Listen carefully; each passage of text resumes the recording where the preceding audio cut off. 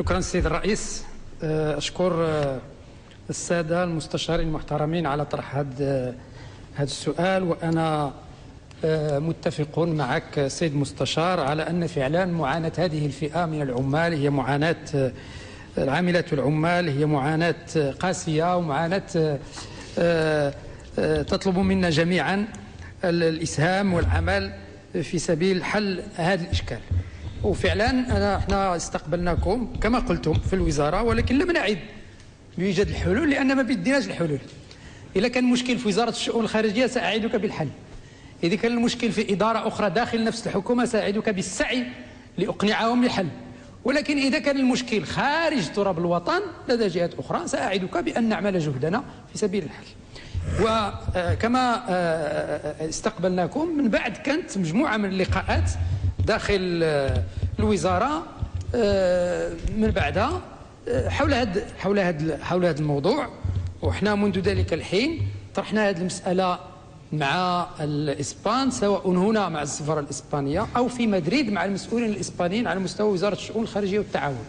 مرارا طرحنا مختلف هذه النقاط ديال المعاناة المرتبطة بتجديد الرخص وغيرها اللي ذكرتوها، التنصيص على اسم العامل في رخصة الشغل بدلا من اسم الشركة، الاستفادة من التعويض عن فقدان الشغل، تسعير المساطير إلى آخره. هادشي كامل طرحناه مع الأطفال والإسبان.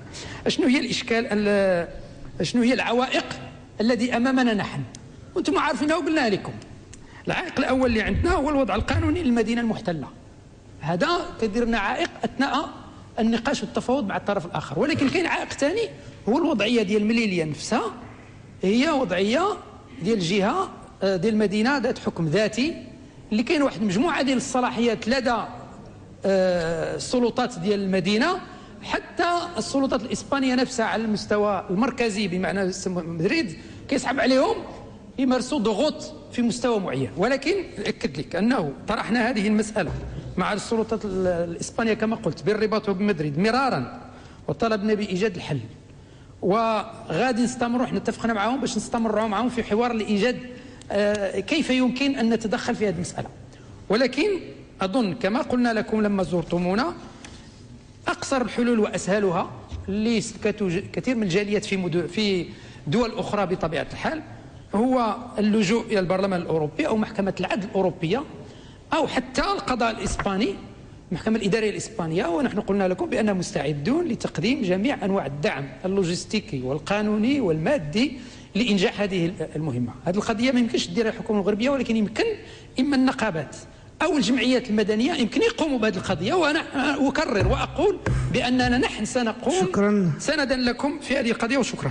متفق معكم من أن هذه القضية قضيتنا وخصنا ندافعوا عليهم، وحنا قلنا بأننا مع الأطراف الإسبانية في ضغط مستمر، ولكن إلا بنت لكم شي إجراءات معينة محددة لم نقوم بها نحن سعيدين من غد. ولكن خصنا ثاني ما نديروش واحد المسألة الاسمو، حنا التزاماتنا الدولية في القضية الهجرة غادي نبقاو عليها، وهذوك الأفارقة ما تقولش غير يمشيو، لأن إلا مشيو غادي ياخذوا بلاصة المغاربة.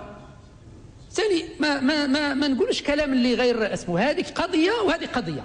لكن الدفاع عن العمال المغاربة والعاملات اللي في مليليا نحن مستعدون. إذا بغيتي نعاود نديروا حوار وندققوا ونلقاو إجراءات دقيقة، احنا مستعدين وأنت تعرف هذا باستمرار. وأنا أيضا أقول بأنه الجهات الإسبانية إلا كاين شي حاجة ما نديروا معاهم وما انتبهناش لها الآن في وزارة الخارجية احنا مستعدين من غدا. ولكن يمكن أن أؤكد لك بأنه في الغالب اللقاءات اللي كتكون بيننا وبينهم هذه القضية من بين النقاط المطروحة، من بين نقاط أخرى مطروحة، لأن عندنا الإشكالات كثيرة. عندنا مغاربة اللي خدامين في إسبانيا وفقدوا الأعمال ديالهم، مغاربة اللي عندهم مشاكل كثيرة، عندنا الطلبة المغاربة اللي كانت عندهم مشكلات. شي كامل عندنا محدد في لائحة، ولا يمكن أن يكون عندنا لقاء مع الطرف الإسباني إلا ونطرح هذه القضايا ديال المغاربة، وإلا غادي نقولوا معاهم إلا ما فعلناش على المغاربة. وشكرا.